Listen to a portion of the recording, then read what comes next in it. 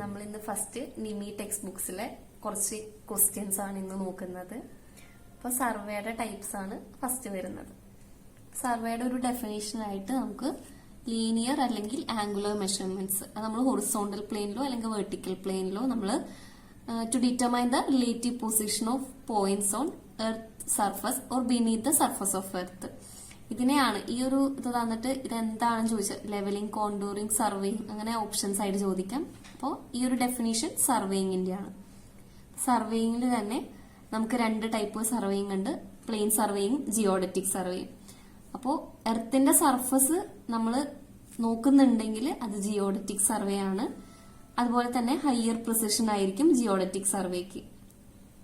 ഇനി നമുക്ക് നാച്ചുറലും ആർട്ടിഫിഷ്യൽ ഫീച്ചേഴ്സും ഒരു കൺട്രിയുടെ നോക്കുന്നുണ്ടെങ്കിൽ അത് ടോപ്പോഗ്രാഫിക്കൽ സർവേ ആയിരിക്കും. ഇപ്പൊ ആർട്ടിഫിഷ്യൽ ഫീച്ചേഴ്സ് ഉള്ളതുകൊണ്ട് നമുക്ക് പെട്ടെന്ന് ടോപ്പോഗ്രാഫിക്കൽ അല്ലാന്ന് തോന്നും, പക്ഷെ ആർട്ടിഫിഷ്യൽ ഫീച്ചേഴ്സ് ഉണ്ടെങ്കിലും അത് ടോപ്പോഗ്രാഫിക്കൽ സർവേയിൽ തന്നെയാണ് വരുന്നത്. ഈ ടോപ്പോഗ്രാഫിക്കൽ സർവേയിൽ നിന്ന് നമ്മളൊരു മാപ്പ് പ്രിപ്പയർ ചെയ്യുകയാണെങ്കിൽ അതിനെ വിളിക്കുന്ന പേരാണ് ടോപ്പോ ഷീറ്റ്. ഇനി അടുത്തത് നമുക്ക് ക്വാണ്ടിറ്റീസ് ഡിറ്റർമൈൻ ചെയ്യാനും അതുപോലെ ഡിസൈനിന് വേണ്ടിയിട്ടുള്ള ഡാറ്റാസ് കളക്ട് ചെയ്യാനും വേണ്ടിയിട്ടുള്ള സർവേ. ഈ സർവേനെ നമ്മൾ പറയുന്ന പേരാണ് എഞ്ചിനീയറിംഗ് സർവേ. എഞ്ചിനീയറിംഗ് സർവേ തന്നെ നമുക്ക് മൂന്നായിട്ട് ക്ലാസിഫൈ ചെയ്യാം. ഇതിന്റെ ഒരു ഓർഡർ ഉണ്ട്, RPL. ഫസ്റ്റ് റെക്കഗ്നൈസിംഗ് സർവേ, രണ്ടാമത്തെ പ്രിലിമിനറി, മൂന്നാമത്തെ ലൊക്കേഷൻ. റെക്കഗ്നൈസിംഗ് സർവേ നമ്മൾ ഫസ്റ്റ് ഒരു ഗ്രൗണ്ടോ എന്തെങ്കിലും ഒരു സ്ഥലത്ത് ചെന്ന് ആദ്യം ചെയ്യുന്ന സർവേ ആണ് റെക്കഗ്നൈസിംഗ് സർവേ. അപ്പൊ അതുകൊണ്ട് തന്നെ റഫ് ആയിട്ടുള്ള കാര്യങ്ങളായിരിക്കും റെക്കഗ്നൈസിംഗ് സർവേയിൽ ഉൾപ്പെടുത്തുന്നത്.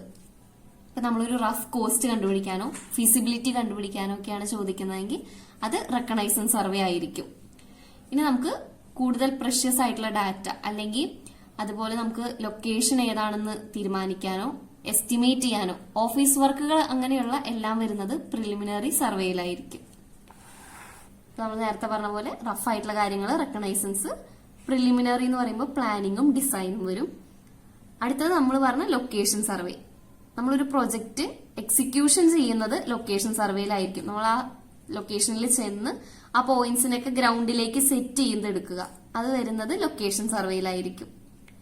ഇനി അടുത്തത് അൺഎർത്തിങ് റിലിക്സ് ഓഫ് ആന്റിക്വിറ്റീസ്. ഇത് നമുക്ക് ആർക്കിയോളജിക്കൽ സർവേ ആണ്, കോമൺ ആയിട്ടുള്ള ഒരു ക്വസ്റ്റ്യൻ ആണ്. ഇനി എർത്തിന്റെ ക്രസ്റ്റ്, അതിലത്തെ ഡിഫറെന്റ് സ്റ്റാറ്റസ് അല്ലെങ്കിൽ സ്ട്രാറ്റ, ഇതിന് ഡിറ്റർമൈൻ ചെയ്യാൻ യൂസ് ചെയ്യുന്ന സർവേ ആണ് ജിയോളജിക്കൽ സർവേ.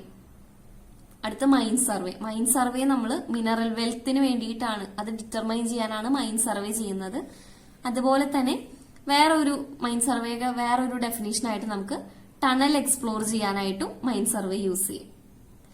പിന്നെ മിലിറ്ററി സർവേ എന്ന് പറഞ്ഞു കഴിഞ്ഞാൽ points of strategic importance of both offensive and defensive, ഇത് ഡിറ്റർമൈൻ ചെയ്യുന്നതിനെയാണ് നമ്മൾ മിലിറ്ററി സർവേ എന്ന് പറയുന്നത്. ഇതൊക്കെയാണ് കോമൺ ആയിട്ടുള്ള സർവേസ്.